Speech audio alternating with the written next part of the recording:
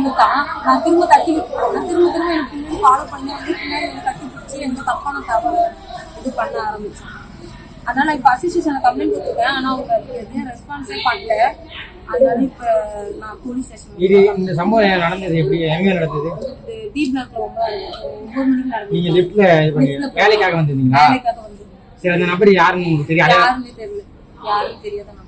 வட இந்திய தமிழரா இல்ல இது வட மாநிலத்தவரா தமிழ்நாட்டுல? மூஞ்சில துணி வேற கட்டியிருந்தாரா? இல்ல அதெல்லாம் இருக்கு.